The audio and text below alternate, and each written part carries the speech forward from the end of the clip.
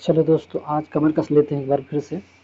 और पूरा medieval India यानी प्राचीन भारत को फिर से हम एक बार समझ सॉरी प्राचीन भारत तो हमने पढ़ लिया है। मध्यकालीन भारत को हम समझते हैं और सही तरीके से हम इस पे काम करते हैं।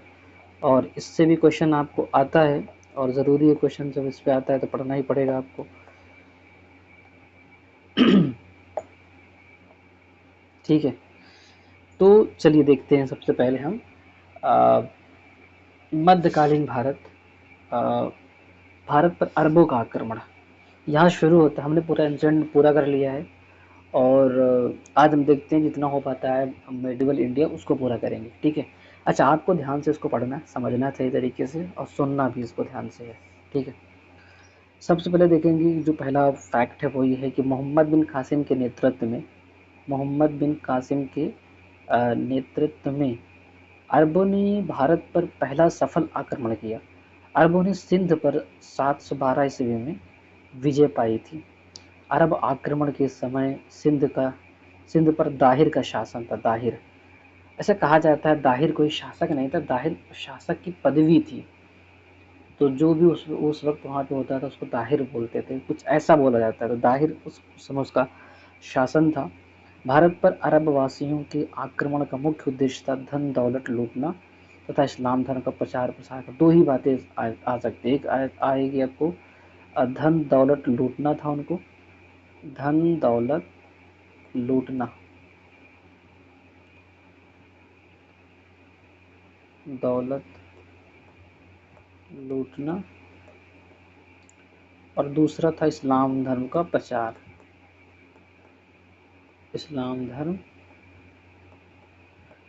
का प्रचार प्रसार।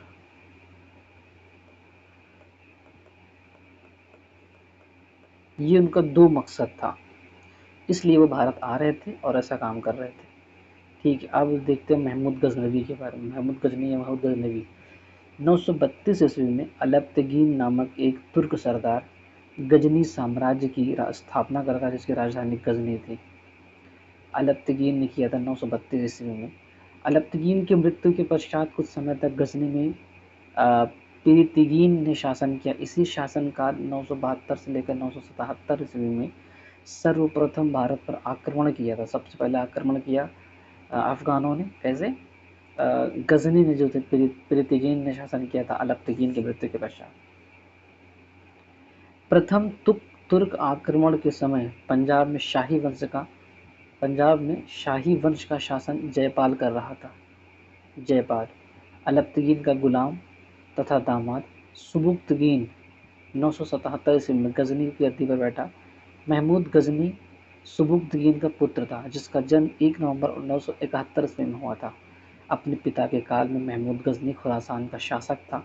जब उसका फादर था तो वो खुरासान का शासक था महमूद गजनी। महमूद गजनी 27 वर्ष की अवस्था में 998 में गद्दी पर बैठा। बगदाद का खलीफा अल आदिर बिल्लाह ने महमूद गजनी के पद को मान्यता प्रदान करते हुए उसे यामीन उद दौला तथा यामीन उल मिल्लाह की उपाधि दी। अभी उसमें बगदाद बहुत इम्पोर्टेंट था, खलीफा के लिहाज से बगदाद इम्पोर्टेंट था। तो बगदाद के खलीफा थे अल आदिर बिल्लाह। अल आदिर बिल्लाह ने उसके पद थी गजनी का, उसको मान्यता दिया और उसने यामन उद दौला और यमीन उल बिल्लाह की उपाधि दी। महमूद गजनी ने भारत पर 17 बार आक्रमण किया था। महमूद के भारतीय आक्रमण का वास्तविक उद्देश्य धन की प्राप्ति थी। ऐसा नहीं था कि वो आके भारत पर आक्रमण करके भारत को कब्जा करना चाहता, बिल्कुल नहीं। वो सिर्फ क्या किया था, बंदे ने आकर के उद्देश्य ही था धन की प्राप्ति। महमूद गजनी एक मूर्ति भंजक आक्रमणकारी था। महमूद गजनी ने भारत पर प्रथम आक्रमण 1000 ईस्वी में किया था तथा पेशावर के कुछ भागों पर अधिकार करके वह अपने देश लौट गया। महमूद गजनी ने 1001 ईस्वी में शाही राजा जयपाल के विरुद्ध आक्रमण किया। इसमें जयपाल की पराजय हुई। महमूद गजनी का 1008 ईस्वी में नागरकोट के विरुद्ध हमले को मूर्तिवाद के विरुद्ध पहली महत्वपूर्ण जीत बताई थी। ये फैक्ट इम्पॉर्टेंट है। 1008 ईस्वी में नागरकोट के विरुद्ध हमले को मूर्तिवाद के विरुद्ध पहली महत्वपूर्ण जीत बताई थी। महमूद गजनी ने थानेसर के चक्र स्वामिन की कांस्य से निर्मित आदमकद प्रतिमा को गजनी भेजकर रंगभूमि में लगवाया था। महमूद गजनी का सबसे चर्चित आक्रमण था 1025 ईस्वी में सोमनाथ मंदिर सौराष्ट्र पर हुआ। इस मंदिर की आप बताइए, सोमनाथ मंदिर किसने बनवाया था? चलिए इसको आप कमेंट करके बताइए। इस मंदिर की लूट में उसे करीब 20 लाख दिनार की संपत्ति हाथ लगी। सोमनाथ की रक्षा में सहायता करने के कारण अनहिलवाड़ के शासक पर महमूद ने आक्रमण किया था। सोमनाथ की रक्षा में सहायता करने के कारण अनहिलवाड़ा के शासक, इन्होंने क्या किया था, जो अनहिलवाड़ा के शासक थे उन्होंने हेल्प किया जब उनकी रक्षा की। सोमनाथ के मंदिर पे जब आक्रमण हो रहा था तो रक्षक इससे गुस्सा होकर के ना अनिलवाड़ा के शासक पर महमूद ने आक्रमण कर दिया। सोमनाथ मंदिर लूट कर ले जाने के क्रम में महमूद पर जाटों ने आक्रमण किया था, कुछ संपत्ति लूट ली। जो जाट थे ये कैसे छोड़ सकते हैं, इनको लगा चलो भाई जब गंगा बह रही है तो हम भी थोड़ा हाथ धुल लेते हैं, तो उन्होंने भी हाथ धुल लिया। सोमनाथ मंदिर, जो सोमनाथ भारत के बारह बारह आदि ज्योतिर्लिंगों में से प्रथम है। यह गुजरात से अरब सागर के तट पर 13 नवंबर 1947 को सरदार वल्लभ भाई पटेल के द्वारा इसका पुनर्निर्माण शुरू करवाया गया।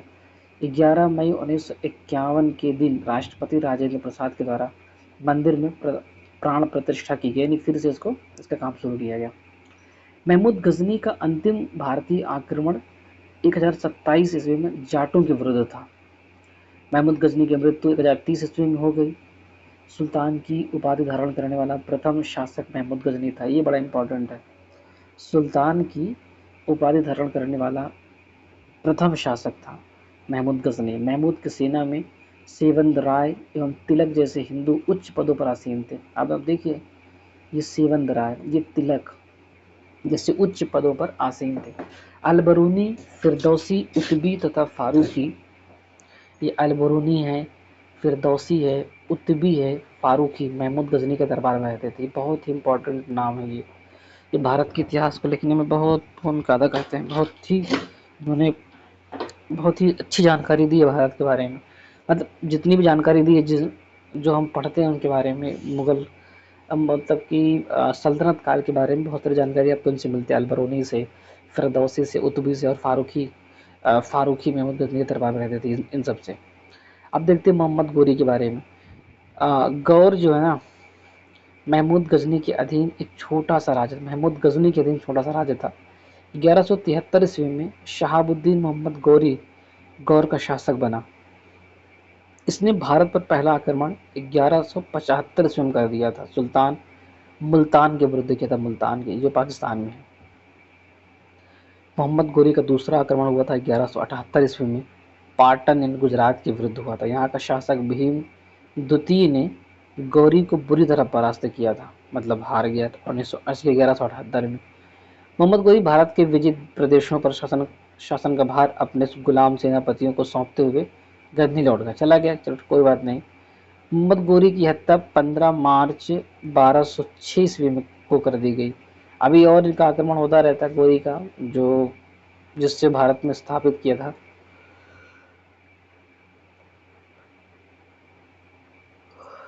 मोहम्मद गोरी जो है ना, कुछ युद्ध लड़ा जिसमें जीता है। तराइन का प्रथम युद्ध हुआ 1191 ईस्वी में, गोरी और पृथ्वीराज चौहान के बीच में हुआ। तो चौहान हुआ विजयी, इसमें चौहान विजयी हुआ।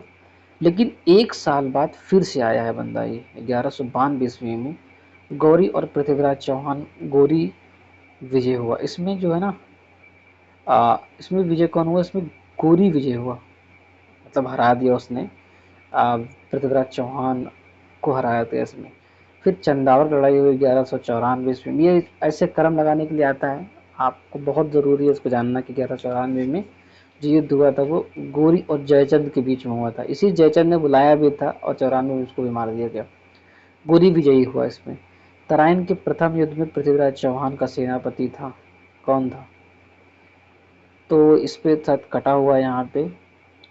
और आप कमेंट करके बताइए ना इसको, आप कमेंट करके बताइए कि भाई कौन था ये, इसका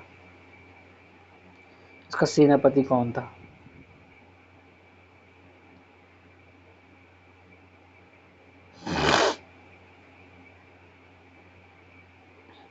अब शुरू होता है सल्तनत काल। ठीक है। गुलाम वंश की स्थापना 1206 ईस्वी में कुतुबुद्दीन ऐबक ने किया था। वह गोरी का गुलाम था। गुलामों को फारसी में बंदगां कहा जाता है तथा इन्हें सैनिक सेवा के लिए खरीदा जाता था। कुतुबुद्दीन ऐबक ने अपना राज्याभिषेक 24 जून 1206 ईस्वी में को किया। कुतुबुद्दीन ऐबक ने अपनी राजधानी लाहौर बनाई थी। यानी कुतुबुद्दीन ऐबक की जो राजधानी थी वो लाहौर थी। कुतुब मीनार की नींव कुतुबुद्दीन ऐबक ने डाली। दिल्ली का जो कुव्वतुल इस्लाम मस्जिद है, अजमेर में 2.5 दिन का झोपड़ा है, मस्जिद है, ऐबक ने बनवाया था।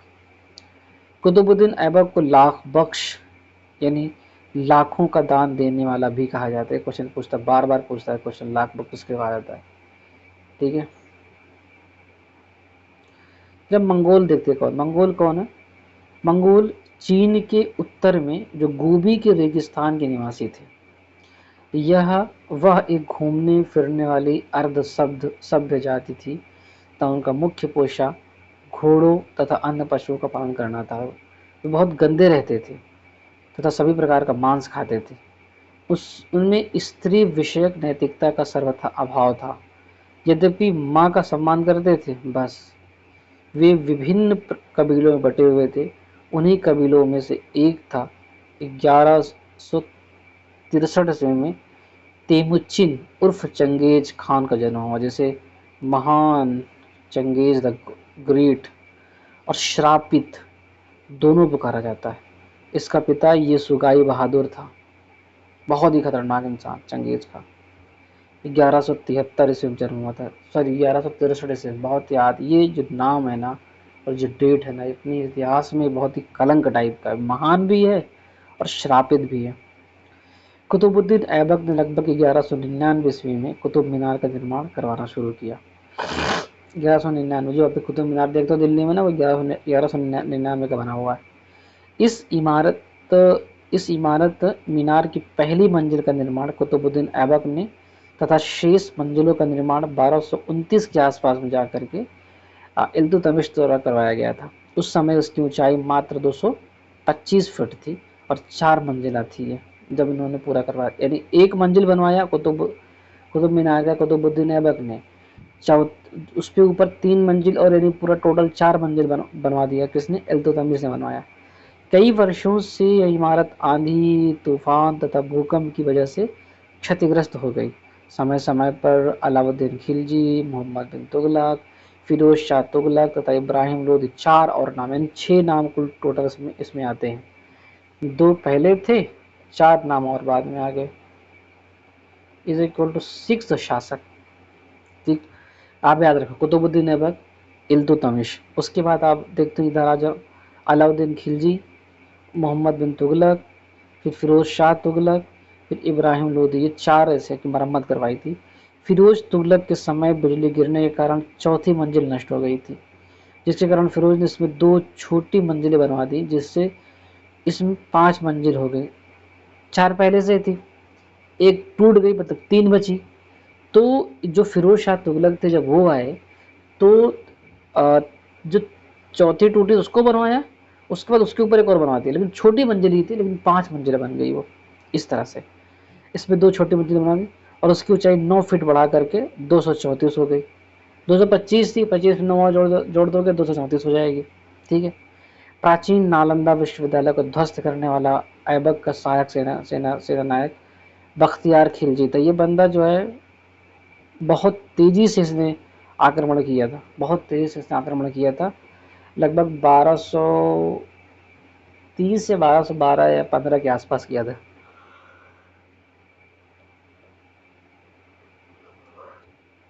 ऐबक की मृत्यु 1210 ईस्वी में चौगान खेलते समय घोड़े से गिरकर हो गई, इसे लाहौर में दफनाया गया। ऐबक का उत्तराधिकारी आराम शाह हुआ, जिसे 8 महीनों तक शासन किया। आराम शाह की हत्या करके इल्तुतमिश ने 1211 ईस्वी में दिल्ली की गद्दी पर बैठा।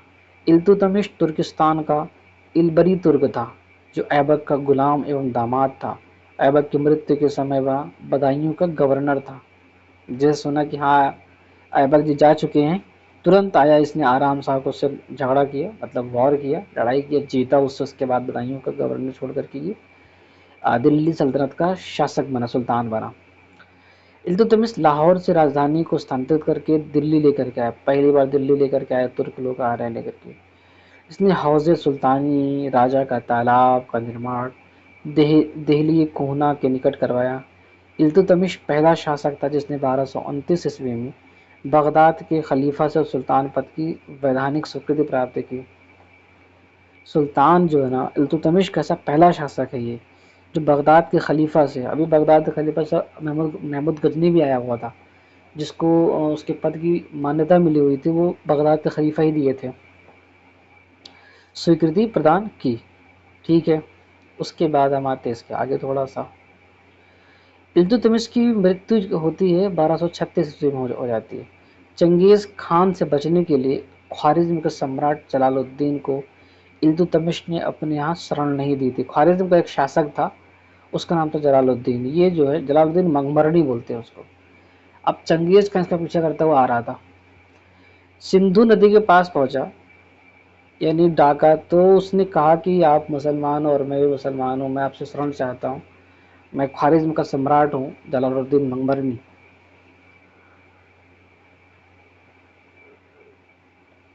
ये जो फैक्ट है ना, बहुत इंपॉर्टेंट है, ये बार बार पूछता है।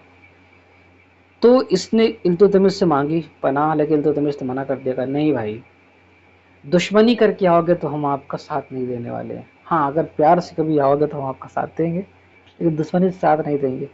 उनको अपने देश में शरण नहीं दिया, तो चंगेज खान उनको ले गया। फिर क्या, आ जाओ भाई, कहाँ चलते, भाग करके आ जाओ।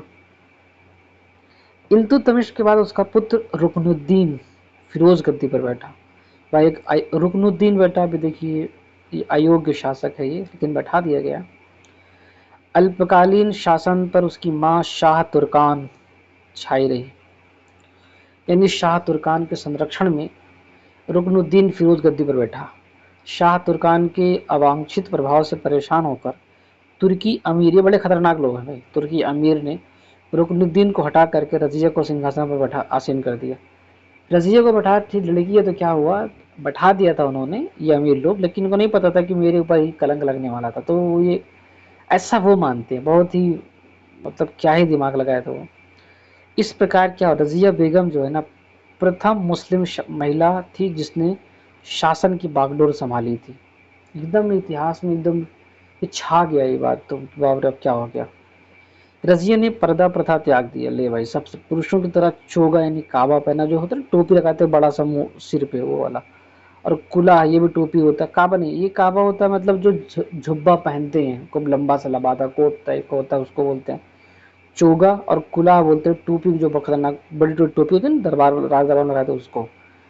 और राज दरबार में खुले मुंह से जाने लगी। अब ये खुले मुंह से जाना मतलब ये जो अमीर लोग थे उनको ये बर्दाश्त नहीं था कि अरे साला, मेरे सामने कोई लड़की, कोई फीमेल इस तरह से आ सकती है क्या, मैं तो भाई अमीर हूँ, मैं तो ऐसा हूँ ऐसा हूँ, सो कॉल्ड जिस तरह बोलते हैं वो अपने आप को, वो उनको दिल पे लग गया ये बात। और फिर उसको ऐसा बुरी तरीके से मारा है।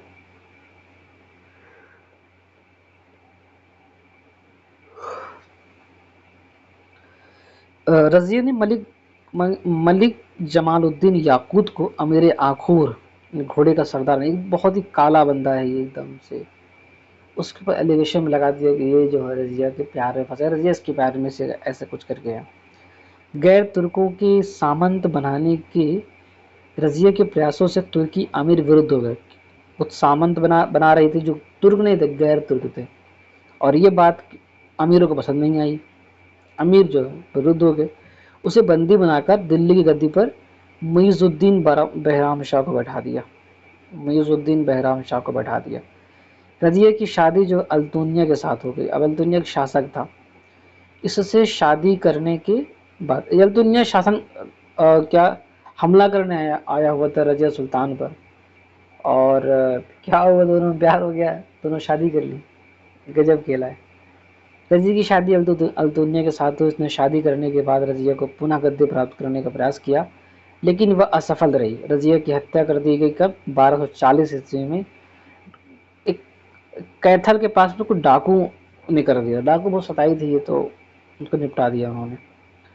बहराम शाह को बंदी बनाकर उसकी हत्या कर दी गई 1242 ईस्वी में। बहराम शाह भी खत्म, क्योंकि अमीर उससे भी तंग आ गए थे। उसके बाद दिल्ली का सुल्तान बना अलाउद्दीन मसूद शाह। बस नाम बड़े बड़े हैं। अब बलबन का शुरू होता है यहाँ से खेल। बलबन ने षड्यंत्र के द्वारा 1246 ईस्वी में अलाउद्दीन महमूद मसूद शाह को सुल्तान के पद से हटाकर नासिरुद्दीन महमूद को सुल्तान बना दिया, और उसने अपनी पुत्री का विवाह कर दिया। इसी नसीरुद्दीन से उसका विवाह कर अपनी पुत्री का विवाह कर दिया था। नासिरुद्दीन महमूद ऐसा सुल्तान था जो टोपी सी कर अपना जीवन व्यतीत करता था, अपना निर्वाह करता था। यानी जो पैसा राजा का था, शासन शासन में होता था, उसका पैसा यूज नहीं करता था बंदा। बलबन का वास्तविक नाम था क्या? बहाउद्दीन था। वह इल्तुतमिश का गुलाम था। इल्तुतमिश गुलाम था वो। तुर्काने चहलगानी का विनाश बलबन ने किया था। जो तुर्काने चहलगानी किसने बनाया था? इल्तुतमिश ने बनवाया था। इल्तुतमिश ने एक सभा या संगठन कह सकते हैं जिसमें 40 लोग हुआ करते थे, और 40 तुर्क थे, तो उनको बोला गया तुर्की चहलगानी बोला गया था।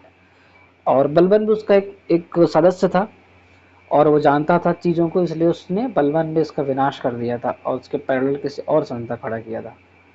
बलबन ने 1266 ईस्वी में गयासुद्दीन बलबन नाम से दिल्ली की गद्दी पर बैठा था बंदा।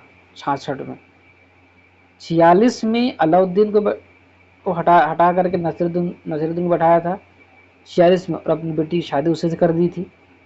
अभी 66 में ऐसा क्या हो गया कि इसने बलबन ने दिल्ली की गद्दी पर बैठाया। मंगोलों के आक्रमण से दिल्ली की रक्षा करने में सफल रहा। मंगोल आक्रमण नहीं कर पाए इसके समय में, तो बलबन खतरनाक था। सीरी नामक नया नगर बलबन ने बसाया था। सीरी नामक नया नगर। सीरी राज दरबार में सिजदा एवं पैबोस प्रथा की शुरुआत एवं फारसी रीति रिवाज पर नवरोज यानी फारसी साल का पहला दिन उत्सव को प्रारंभ यानी बलबन ने करवाया था।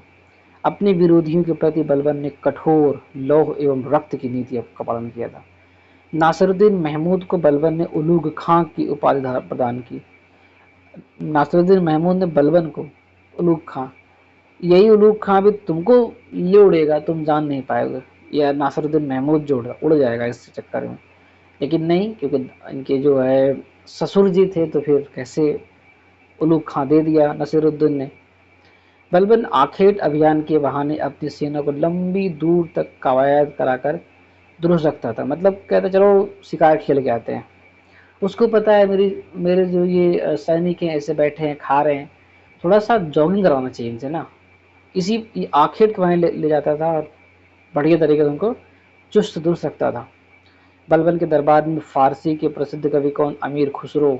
ये अमीर खुसरो बहुत ही खतरनाक है। उसको हर चीज़ आती है बंदे को, बस शायद कभी किसी से वॉर नहीं किया मेरे ख्याल से, नहीं तो सब कुछ करता है बंदा। गाता है, इतिहास लिखता है, समझदार है, सब कुछ करता है बंदा। तो बलबन के दरबार में ही थे ये फारसी कवि एवं अमीर हसन भी रहते थे। अमीर खुसरो और अमीर हसन ये बलबन के दरबार के हैं। गुलाम वंश का अंतिम शासक कौन हुआ? शमसुद्दीन कैमूर। इस ये गुलाम वंश खत्म हो गया यहाँ पे।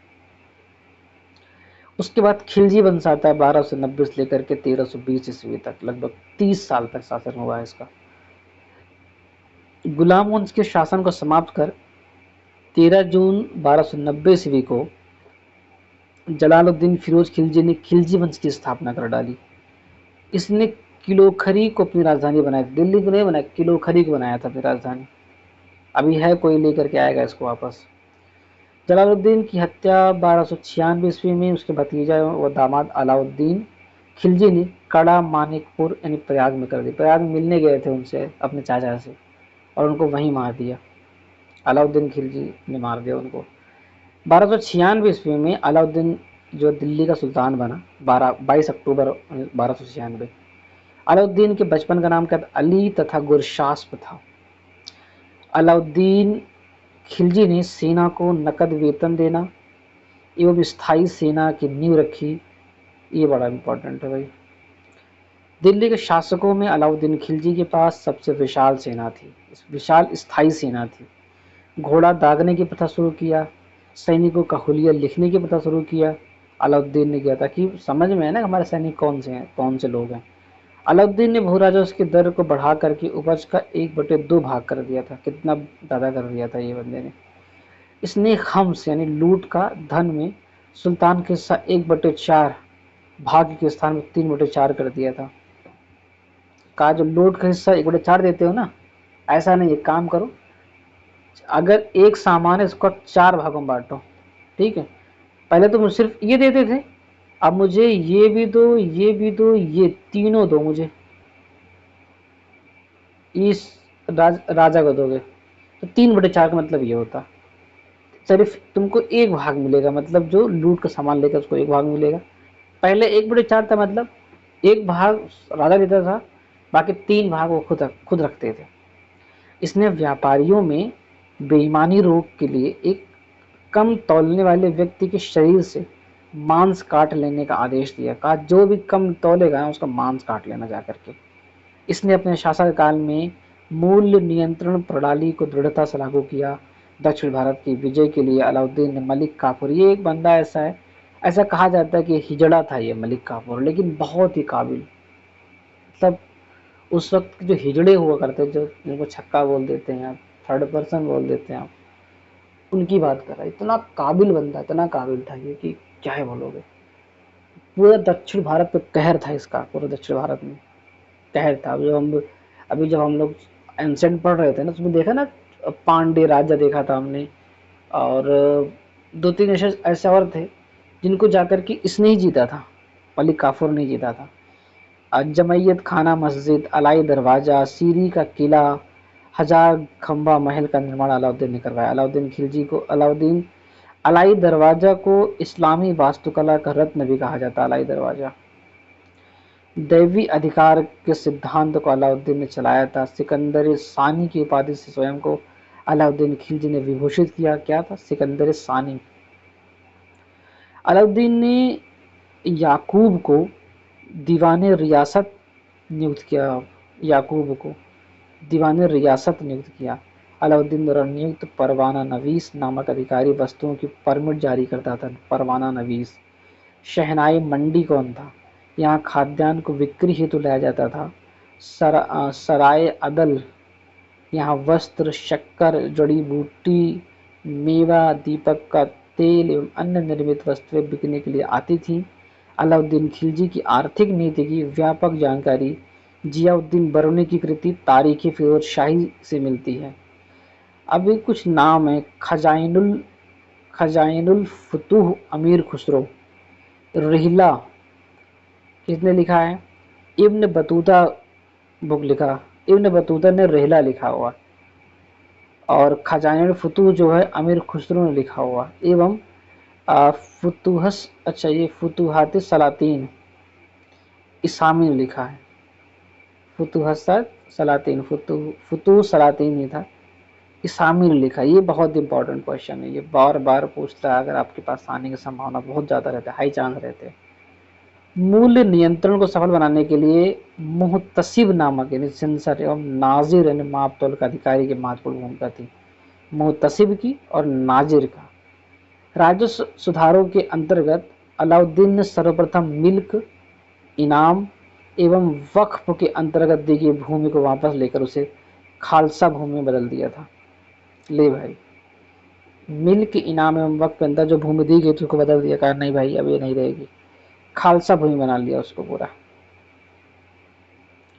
एक चीज मैं भूल गया अभी पढ़ना आपसे सामने।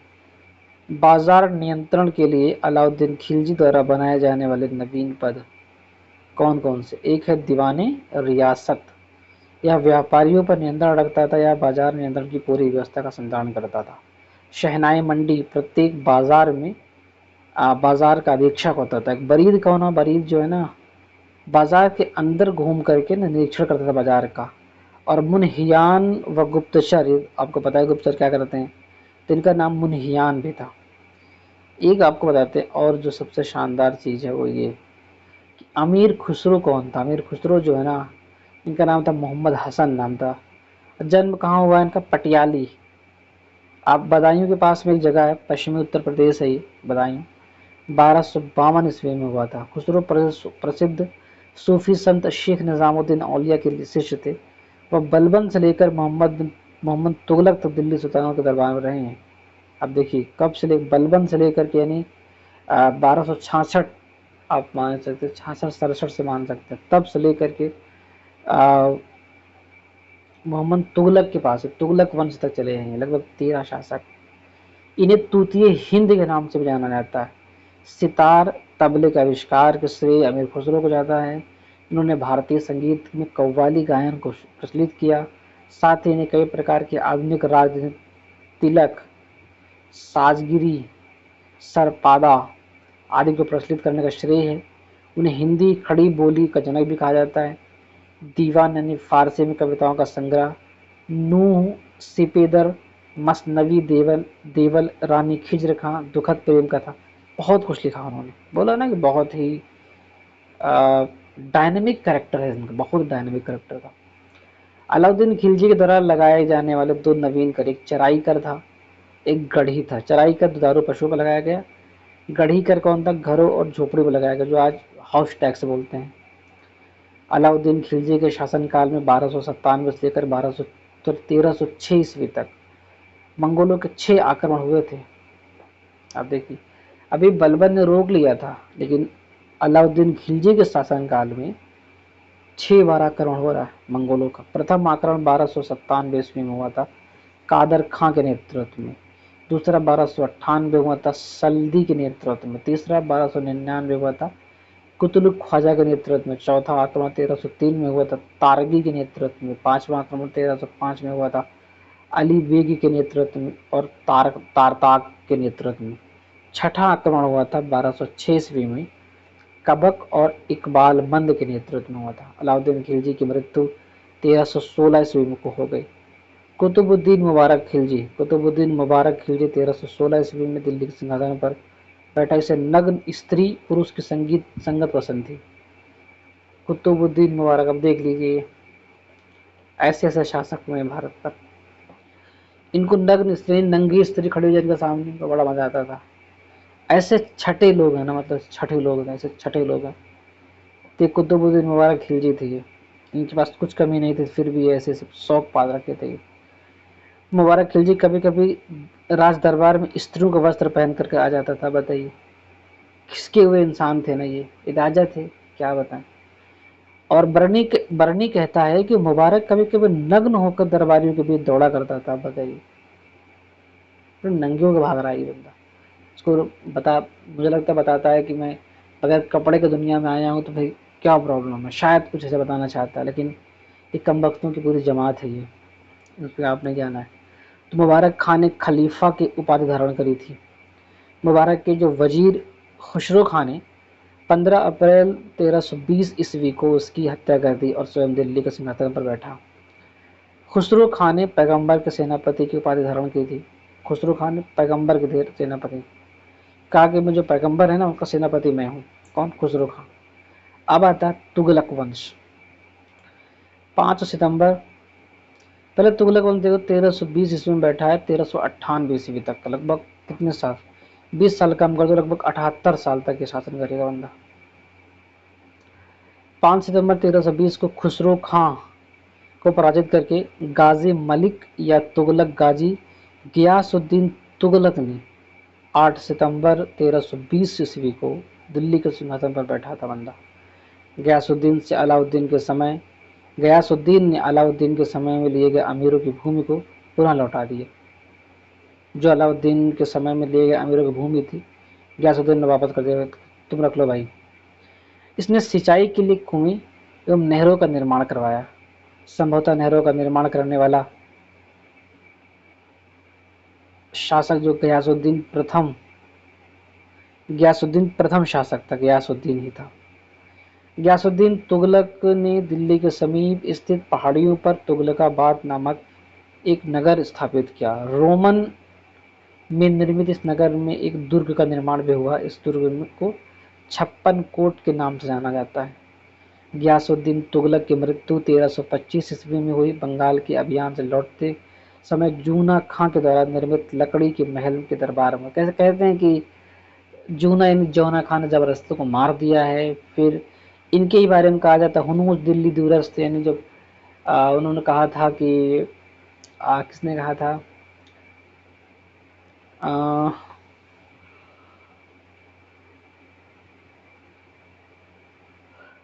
कौन था? निजामुद्दीन औलिया ने कहा था, हुनूस दिल्ली दूरस्थ, नहीं दिल्ली अभी दूर है। और जौना खान ने उनके लकड़ी के महल बनवाया था, और स्वागत के लिए जब ये दक्षिण से वापस, बंगाल से वापस आ रहे थे अभियान से, और लकड़ी का महल गिरा उनके ऊपर ही और वो मर गए बेचारे। गयासुद्दीन के बाद उलूग खां या जूना खां मोहम्मद बिन तुगलक के नाम से 1325 ईस्वी में गद्दी पर बैठा। मध्यकालीन सभी सुल्तानों में मोहम्मद तुगलक सर्वाधिक शिक्षित था, विद्वान था एवं योग्य व्यक्ति था। मोहम्मद बिन तुगलक को अपनी सनक भरी योजनाओं, क्रूर कृत्यों, दूसरों के सुख दुख के प्रति उपेक्षा भाव रखने के कारण उसे स्वप्नशील, पागल एवं रक्त पिपासु कहा गया है। मोहम्मद बिन तुगलक ने कृषि के विकास के लिए अमीर कोही नामक एक नवीन विभाग की स्थापना की। मोहम्मद बिन तुगलक ने अपनी राजधानी दिल्ली से देवगिरी में स्थानांतरित किया, उसका नाम रखा दौलताबाद। इब्न बतूता लिखता है रेला में अपनी कि दिल्ली के लोग सुल्तान मोहम्मद बिन तुगलक को अपमानजनक पत्र लिखा करते थे, जिससे परेशान होकर सुल्तान ने अपनी राजधानी दिल्ली से दौलताबाद स्थानांतरित करने का निर्णय लिया था। मोहम्मद बिन तुगलक अपने प्रत्येक मलिक के सम्मान में 2 पोशाक दिया करता था, एक जाड़े में, दूसरा गर्मी में। अब बताइए कौन देता था? कोई नहीं देता था पहले। कहा जाता है कि डाक प्रबंधक द्वारा मोहम्मद बिन तुगलक के लिए ताजे फल खुरासान से, पीने के लिए गंगा जल मंगवाया जाता था। अब ये देखिए मोहम्मद बिन तुगलक है ये। सांकेतिक मुद्रा के अंतर्गत मोहम्मद बिन तुगलक ने कांसा यानी फरिश्ता लिखा है कांसा, और बरनी लिखा है तांबा, धातु के सिक्के चलाए थे, जिनका मूल्य चांदी के रुपए टंका के बराबर होता था। एडवर्ड थॉमस कहते हैं कि मोहम्मद बिन तुगलक को प्रिंस ऑफ मनियर्स की संज्ञा दी है। प्रिंस ऑफ मनियर्स। सांकेतिक मुद्रा का प्रयोग चीन के कुबलाई खां एवं ईरान के गजन खां नामक एक मंगोल शासक ने भी किया था। अफ्रीका का अफ्रीका में जगह मोरक्को, उसका एक यात्री था इब्न बतूता, लगभग 1333 ईस्वी में भारत आया। सुल्तान ने इसे सिल्दी का गाजी बनाया था। 1342 ईस्वी में सुल्तान ने इसे अपने राजदूत के रूप में चीन भेज दिया। इब्न बतूता ने एक पुस्तक लिखी, उसका नाम रेहला में मोहम्मद तुगलक के समय की घटनाओं का वर्णन किया है। इसने अपनी पुस्तक में विदेशी व्यापारियों के आवागमन, डाक चौकियों की स्थापना यानी डाक व्यवस्था एवं गुप्तचर व्यवस्था के बारे में लिखा है। इसके अनुसार भारतीय डाक व्यवस्था 2 प्रकार के थे। एक था अश्व डाक व्यवस्था, जिसे उलुक कहते थे। दूसरा पैदल डाक व्यवस्था, जिसे दावा कहा जाता था। इसने नगाड़ों की भारी ध्वनि के बीच एक स्त्री को सती होने का दृश्य का वर्णन किया है। इसके कथानुसार सती होने के लिए सुल्तान से अनुमति लेनी पड़ती थी, क्योंकि अभी हिंदू कानून था। सती वैसे नहीं था, लेकिन हाँ शासक से लेनी पड़ती थी जानकारी, कि मतलब अनुमति लेनी पड़ती थी, क्या कर दे देता था वो। सुल्तान मोहम्मद तुगलक के समय जिया नक्शवी पहला व्यक्ति था जिसने संस्कृत कथाओं की एक श्रृंखला का फारसी में अनुवाद किया था। इस पुस्तक का नाम तूतीनामा था, जिसमें एक तोता एक ऐसी विरहणी नायिका को कहानी सुनाता है जिसका पति यात्रा पर गया हो। तूतीनामा लिखा था जिया नक्शवी ने लिखा। मोहम्मद तुगलक ने जिन प्रभु सूरी नामक जैन साधु को अपने दरबार में बुला करके सम्मान प्रदान किया था। मोहम्मद तुगलक की मृत्यु 1351 ईस्वी को सिंध जाते समय ठट्टा के निकट गोडाल में हो गई। मोहम्मद बिन तुगलक के शासनकाल में दक्षिण में हरियर और बुक्का नामक 2 भाइयों ने 1336 ईस्वी में स्वतंत्र विजयनगर की स्थापना कर डाली थी। महाराष्ट्र में अलाउद्दीन बहमन शाह ने 1347 ईस्वी में बहमनी राज्य की स्थापना कर ली थी। मोहम्मद बिन तुगलक की मृत्यु पर इतिहास का बदायूनी लिखता है, जो बदायूनी में लिखता है कि अंततः लोगों को उससे मुक्ति मिली और लोगों से उसको। मोहम्मद बिन तुगलक शेख अलाउद्दीन का शिष्य था। वह सुल्तानत का पहला शासक था जो अजमेर में शेख मोइनुद्दीन चिश्ती की दरगाह और बहराइच में सालार मसूद गाजी के मकबरे में गया था। ये पहला शासक था। मोहम्मद बिन तुगलक ने बदायूं में मीरन मुलहीम, दिल्ली में शेख निजामुद्दीन औलिया, मुल्तान में शेख रुकनुद्दीन, अजूधन में शेख मुल्तान आदि संतों की कब्र पर मकबरे बनवाए। फिरोज तुगलक का राज्याभिषेक थट्टा के नज़दीक 20 मार्च 1351 ईस्वी को हुआ। पुनः फिरोज का राज्याभिषेक दिल्ली में अगस्त 1351 ईस्वी को हुआ था। खलीफा इसे कासिम अमीरुल मोमिनीन की उपाधि दी गई। राजस्व व्यवस्था के अंतर्गत फिरोज ने अपने शासनकाल में राजस्व व्यवस्था के अंतर्गत देखा गया था। राजस्व व्यवस्था के अंतर्गत जो फिरोज था ने अपने शासनकाल में क्या किया था, ये भी बहुत इंपॉर्टेंट चीज़ है और यहाँ से भी क्वेश्चन आने की संभावना खूब रहती है। ठीक है, 24 कष्टदायक करों को समाप्त कर केवल 4 कर इन्होंने लगाया था। खराज, खुम्स, जजिया एवं जकात को वसूल करने का आदेश दिया। वह ब्राह्मणों पर जजिया लागू करने वाला पहला मुसलमान शासक था। वह ब्राह्मणों पर, पहले ब्राह्मण लगते नहीं थे ब्राह्मण पर। एक्चुअली क्या था ना कि जो ये शासक था, इस शासक को थोड़ा सा प्रॉब्लम था। ये हिंदू माँ से पैदा हुआ था, ये जो है एक हिंदू माँ से पैदा हुआ था, तो इस ये अपने आप को मुस्लिम साबित करने के लिए ऐसा किया था उसने। ब्राह्मणों पर भी इसने जजिया लगा दिया ताकि इसको जो अमीर पर खुश हो जाए इसके ऊपर कि हाँ ये मतलब कि मुसलमान शासक है ये, तभी इसकी एग्जिस्टेंस हुई, वरना ये नहीं। यानी ये भी एक सिचुएशनल था। उसने नया कर सिंचाई कर भी लगाया था जो 1/10 भाग था उपज का। फिरोज तुगलक ने 5 बड़ी नहर का निर्माण करवाया था। बहुत इंपॉर्टेंट था ये नहर। आप मुझे बताओ नहरों का पहला निर्माण किसने करवाया था? आप अभी कुछ देर पहले पढ़े, कमेंट करके बताओ मुझे। 300 नए नगरों की स्थापना की। हिसार, फिरोजाबाद, फतेहाबाद, जौनपुर, फिरोजपुर प्रमुख हैं। इसके शासनकाल में खिजराबाद, टोपरा गांव, मेरठ से अशोक के 2 स्तंभों को लाकर दिल्ली में स्थापित किया कराया था। टोपर स्थित अशोक स्तंभ के परिवहन का चित्रित वर्णन सीरत फिरोज शाही लेखक अज्ञात है में मिलता है कि किस तरह से लाया है उसने। नाम सीरत फिरोज शाही है। सीरत मतलब होता है कैरेक्टर, उर्दू अरबी वर्ड है सीरत। सुल्तान फिरोज तुगलक ने अनाथ मुस्लिम महिलाओं, विधवाओं एवं लड़कियों की सहायता के लिए एक नया विभाग खोला, दीवाने खैरात। सल्तनत कालीन सुल्तानों के शासनकाल में सबसे अधिक दासों की संख्या लगभग 1,80,000 फिरोज तुगलक के पास ही थी। दासों की देखभाल करने के लिए फिरोज ने एक नए विभाग दीवाने बंदगान की स्थापना की। इसने सैन्य पदों को वंशानुगत बना दिया। इसने अपनी आत्मकथा फुतुहाते फिरोज शाही की रचना की। जियाउद्दीन बर्नी एवं शमसे सिराज अफीफ को अपना संरक्षण प्रदान किया। फिरोज तुगलक के नागरकोट वर्तमान कांगड़ा अभियान 1361 के दौरान ज्वालामुखी मंदिर के पुस्तकालय में से संस्कृत के 1300 ग्रंथ प्राप्त हुए। ये बहुत ही महत्वपूर्ण फैक्ट है। ज्वालामुखी मंदिर के पुस्तकालय से 1300 ग्रंथ प्राप्त हुए। उनमें से कुछ को लगभग 300 का फारसी भाषा में अनुवाद कराया अजीजुद्दीन किरमानी नामक फारसी विद्वान ने किया था। अजीजुद्दीन किरमानी बहुत इंपॉर्टेंट है यार, याद कर लो इसको। संस्कृत में फारसी भाषा में अनुदित सबसे महत्वपूर्ण ग्रंथ क्या था? दलायल फिरोज शाही थी, जो दर्शन और नक्षत्र विज्ञान से संबंधित ग्रंथ था।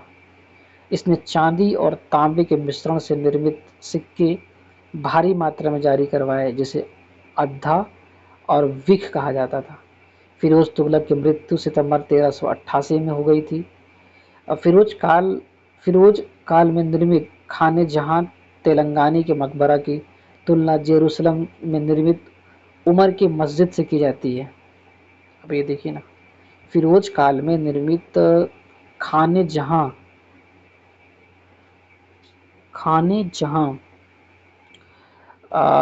तेलंगानी के मकबरा की तुलना जेरूसलम में निर्मित उमर की मस्जिद से की जाती है।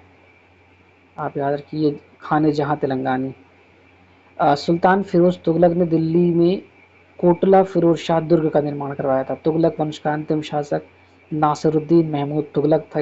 इसका शासन दिल्ली से पालम तक ही रह गया था। तैमूर लंग ने सुल्तान नासिरुद्दीन महमूद तुगलक के समय 1398 ईस्वी में दिल्ली पर आक्रमण किया था।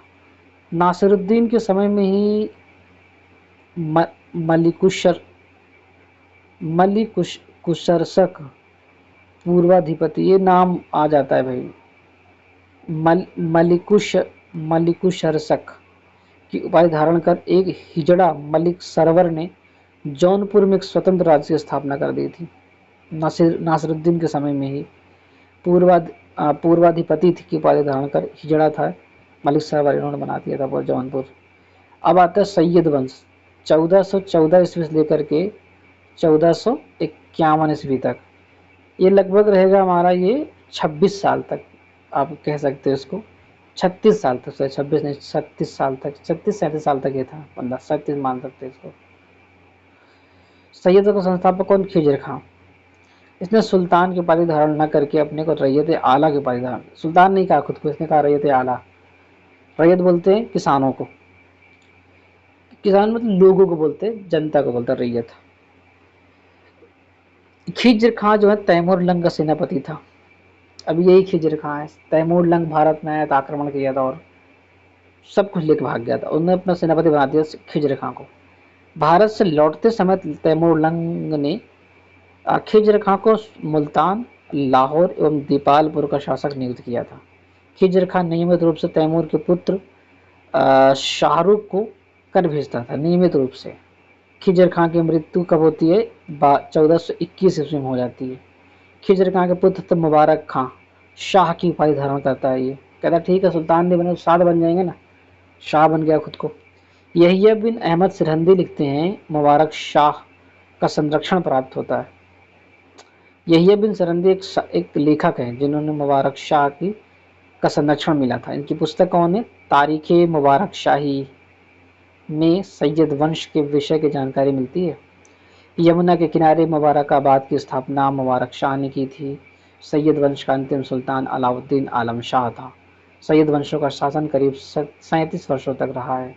अब आता है लोदी वंश, क्योंकि इसी के वंश के बाद जो है सल्तनत का बेड़ा गर्क हो जाएगा। 1451 से लेकर के 1526, लगभग आप मान सकते हो इसको 50 सब उधर 26 साल, 25 50 26 आप जोड़ लीजिए इसको, 50 25 75 साल, लगभग 75 साल इसने शासन किया। लोदी वंश का संस्थापक बहलोल लोदी था। 1451 को बहलोल शाह गाजी की उपाधि से दिल्ली के सिंहासन पर बैठा था। दिल्ली का प्रथम अफगान राज्य की स्थापना का श्रेय बहलोल लोदी, यानी जो लोदी ना वो अफगान शासक थे ये आपको भी याद रखना। प्रथम अफगान, अभी शेर शाह सूरी भी आएगा तो दूसरा हो जाएगा वो। बहलोल लोदी ने बहलोल सिक्का का प्रचलन करवाया। अपने सरदारों को मकसद अली कहकर पुकारता था। वह अपने सरदारों को खड़े रहने पर स्वयं भी खड़ा रहता था। बहलोल लोदी का पुत्र निज़ाम खां 1489 ईस्वी को सुल्तान सिकंदर शाह की उपाधि से दिल्ली के सिंहासन पर बैठा था ये। 1504 ईस्वी में सिकंदर लोदी ने आगरा शहर की स्थापना करी थी। जो आगरा देखते हो ना, इस सिकंदर लोदी ने स्थापना किया था 1504 ईस्वी में। भूमि के लिए मापन के प्रामाणिक पैमाना गजे सिकंदरी का प्रचलन सिकंदर लोदी ने करवाया। गुलरुखी शीर्षक से फारसी कविताएं लिखने वाला सुल्तान कौन था? सिकंदर लोदी था। सिकंदर लोदी ने आगरा को अपनी राजधानी बनाया। अब देखो आगरा पहुंच गए सिकंदर लोदी। अब ये सब दिल्ली में चल रहा था, अचानक ही आगरा पहुंच गए लेकर के सब, क्योंकि उसने आगरा शहर की स्थापना करवाई थी सिकंदर लोदी ने। इसके आदेश पर संस्कृत के एक आयुर्वेद ग्रंथ का फारसी में फरहंग सिकंदरी के नाम से अनुवाद हुआ। इसने नगरकोट के ज्वालामुखी मंदिर की मूर्ति को तोड़कर उसके टुकड़े को कसाईयों को मांस तौलने के लिए दे दिया था। अब देखिए ये कुछ ज्यादा ही हो गया। क्या किया? इसके आदेश पर संस्कृत के एक आयुर्वेद ग्रंथ को फारसी में फरहंग सिकंदरी नाम से अनुवाद हुआ था, फरहंग सिकंदरी। और नागरकोट का जो ज्वालामुखी मंदिर था ना, उसकी मूर्ति तोड़ दिया इसने, और उसके मूर्ति का जो टुकड़ा हुआ था पत्थर को, उसको कसाईयों को दे दिया मांस तौलने के लिए। इसने मुसलमानों को ताजिया निकालने व मुसलमान स्त्रियों को पीरों तथा संतों के मज़ार पर जाने पर प्रतिबंध लगा दिया। कहा ये सब नई चीज़, ताजिया न निकालो, जो मुहर्रम में ताजे निकालते हैं उसको, और इस पीरों और संत जो होते हैं, पीर होते हैं, उनको स्त्रियों मना कर दे, तुम लोग वहाँ नहीं जाओगे। गले की बीमारी के कारण सिकंदर लोधी, अब इनको गले की बीमारी हो गई है, मतलब गले में ऐसा क्या हो गया, अब तुम इतने गंदे गंदे काम करो, तुम्हें क्या हो सकता है। 1517 ईस्वी में हो गई थी मृत्यु। इसी दिन का पुत्र था इब्राहिम शाह, इब्राहिम नाम था इनको, इब्राहिम शाह के बाद से आगरा का सिंहासन पर बैठा हुआ था। संभवतः दिल्ली के सुल्तानों में सिकंदर लोधी प्रथम सुल्तान था जो हिंदुओं के त्योहारों, मुख्यतः होली में भाग लेता था। सिकंदर लोधी, अब देखिए ये सिकंदर लोधी वही जिसने अभी मंदिर, ज्वालामुखी मंदिर की जो मूर्ति उसको तोड़वा करके उसके पत्थर को, जो मूर्ति का पत्थर उसको कसाईयों को दे दिया है, और होली में ये बंदा जा भी रहा है, होली जाके होली मना रहा है। तो भाई खतरनाक है ये। दिल्ली की जो मोठ मस्जिद है ना, सिकंदर लोधी के प्रधानमंत्री या वजीर मियाँ भुइया ने 1505 में बनवाई थी। मोठ मंदिर कभी अब जाओ। 1526 ईस्वी में पानीपत के प्रथम युद्ध में इब्राहिम लोदी बाबर से हार गया। इस युद्ध में वह मारा गया। बाबर को भारत पर आक्रमण करने के लिए निमंत्रण पंजाब के शासक दौलत खां लोधी एवं इब्राहिम लोधी के चाचा आलम खां ने दी। बाबर को बुलाया, उसके बाद इनकी भी पत्ता कटने वाला था, कट गया। अब जो क्वेश्चन आता है वो यहाँ से भी आता है। सल्तनत कालीन शासन व्यवस्था, केंद्रीय प्रशासन का मुखिया सुल्तान होता था। बलबन एवं अलाउद्दीन के समय अमीर प्रभावहीन हो गए थे। प्रभावहीन मतलब कि उनका ज़्यादा चलता नहीं था। अमीरों का महत्व चरमोत्कर्ष पर कब था? लोधी वंश के शासनकाल में था। सल्तनत काल में मंत्रिपरिषद को मजलिस खलवत कहा जाता था। मजलिस खलवत जो मंत्रिपरिषद को बोला जाता है। मजलिस खास में मजलिस खलवत की बैठक होती थी। और वारे खास, इसमें सुल्तान सभी दरबारियों, खानों, अमीरों, मालिकों और अन्य रईसों को बुलाता था। और बारे आजम क्या होता था? सुल्तान राजकीय कार्यों का अधिकांश भाग पूरा करता था। सुल्तान काल में सल्तनत काल में दीवान रियासत धार्मिक मामलों, पवित्र स्थानों तथा योग्य विद्वानों तथा धर्मपरायण लोगों को वजीफा देता था। इसका अध्यक्ष सदर होता था। सदर जो साधारणतः प्रधान काजी होता था, वह न्याय विभाग का भी अध्यक्ष होता था। दीवान इंशा नामक विभाग राज्य के पत्राचार से संबंधित था। दीवान इंशा मंत्री और उससे संबंधित विभाग। एक मंत्री होता वजीर, जिसको बोलते हैं प्रधानमंत्री, तो राजस्व विभाग का अध्यक्ष होता था। मुशर्रफ ममालिक जो महालेखाकार था, प्रांतों एवं अन्य विभागों से प्राप्त आय एवं व्यय का लेखा जोखा रखता था। उसका नाम था मुशर्रफ ममालिक। एक है मजमुआदार। मजमुआदार बोलते थे उधार दिए गए धन का हिसाब रखना। खजीन बोलते कोषाध्यक्ष को खजीन, कहते क्या खजाना तुम्हारे पास है, तो खजीन हो वो। अर्ज ममालिक कौन है? दीवाने अर्ज अथवा सैन्य विभाग का प्रमुख होता था दीवाने ममालिक। सदरुस सुदूर धर्म विभाग का एवं दान विभाग का सदरुस सुदूर। काजी उल कजात सुल्तान के बाद न्याय का सर्वोच्च अधिकारी काजी उल कजात होता था। बरीद मुबारक जो है वो गुप्तचर का प्रमुख अधिकारी, बरीद ही होता था गुप्तचर।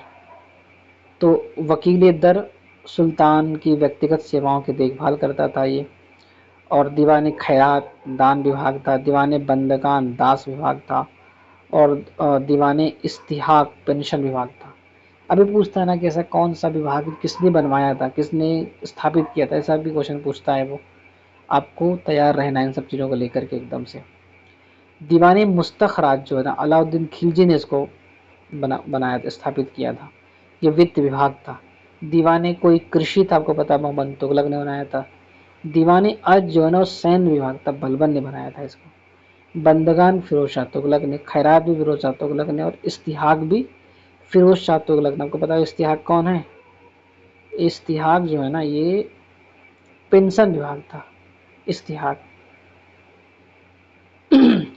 साम्राज्य के विभिन्न भागों में चल रही गतिविधियों की पूरी जानकारी, कौन सी पूरी जानकारी के लिए दूतों की नियुक्ति की जाती थी।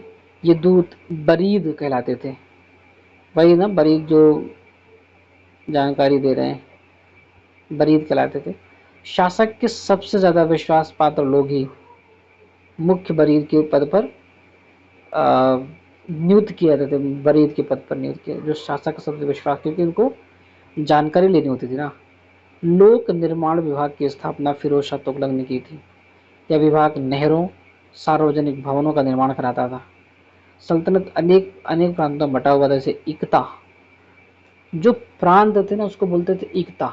अब आपको पता है ना कि हमने पहले भुक्ति देखा था, विषय देखा था, वो सब प्राचीन काल में जो देखा था हमने, ये जो सबके, जैसे गुप्त काल का अलग था, मौर्यों का अलग था, आर्यों का अलग था,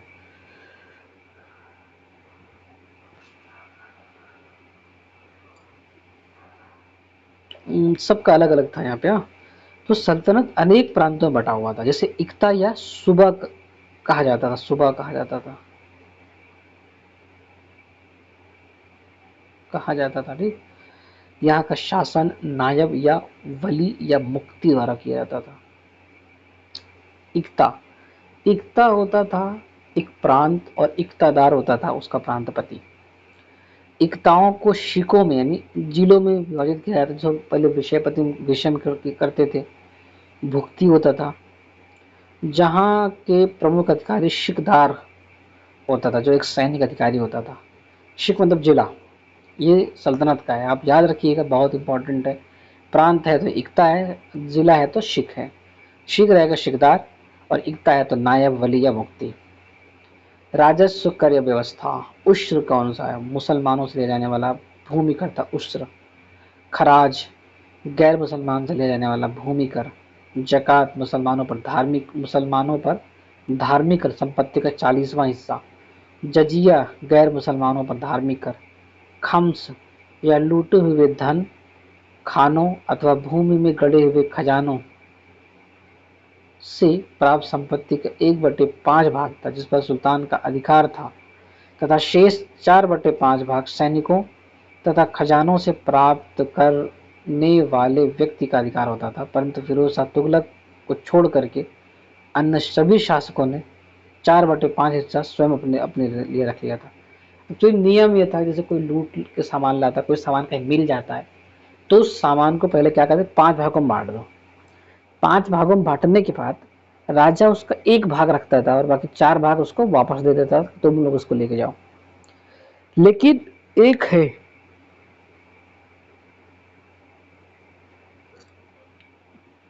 ये है फिरोज शाह तुगलक।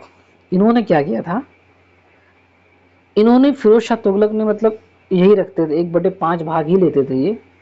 बाकी जितने भी शासक हैं, जैसे आपको पता अलाउद्दीन अलाउद्दीन खिलजी ने तो क्या किया था, 4/5 भाग ही लिया था, उसको पूरा उलट रखते थे ये लोग।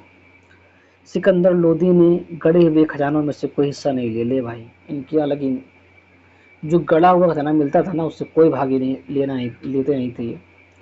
शिकों को परगनों में विभाजित किया गया था। परगना, शिक मतलब जिला, परगना मतलब उसके गांव मान सकते हैं आप, या थोड़ा सा जैसे, हाँ गांव ही हो सकता है या नगर हो सकता है।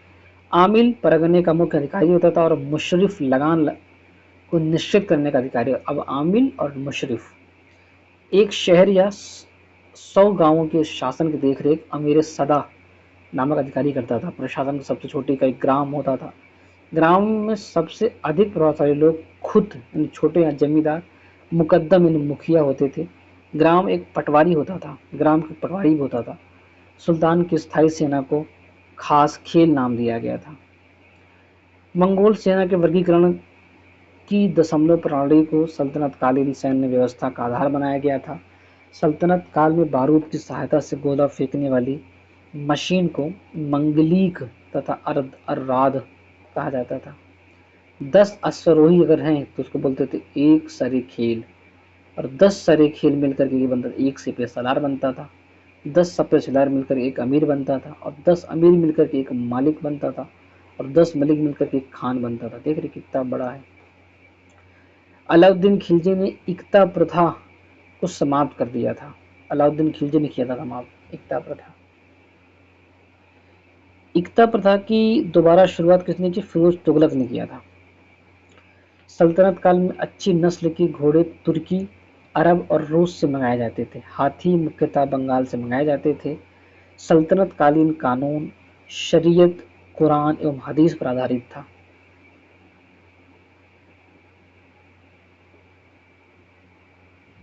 स्थान और प्रसिद्धि के कारण एक सरसुनी अच्छी किस्म के चावल मिलते थे यहाँ। अन्हीवाड़ा व्यापारियों का तीर्थ स्थल है। मत गांव, रेशमी रजाई, आगरा, नील उत्पादन, बनारस, सोने चांदी व जड़ी के काम।